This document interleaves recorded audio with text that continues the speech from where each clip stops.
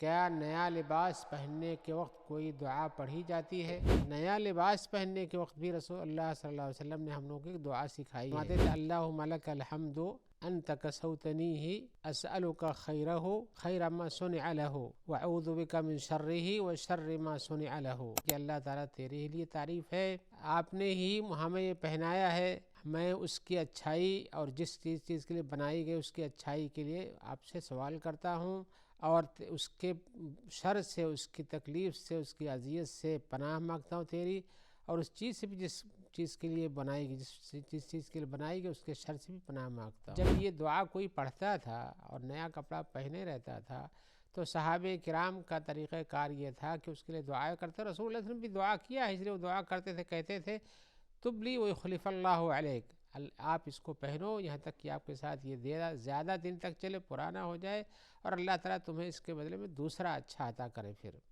تو یہ دعا بھی سامنے والے کو دینا چاہیے جب کوئی اس طرح سے پہنتا ہے۔ اس طرح سے ایک دعا اور بھی وارد ہے کہ جب کوئی نیا کپڑا پہنتے تو کیا کہتے؟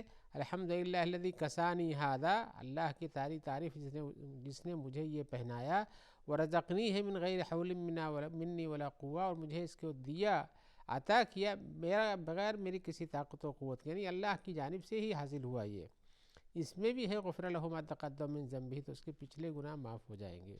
تو اس طرح سے نیا کپڑے پہننے پر بھی یعنی دعاؤں کا تذکرہ، دعاؤں کے الفاظ کئی ایک ہیں، لیکن ان میں سب سے ہے الحمدللہ کہنا ضروری ہو اس میں۔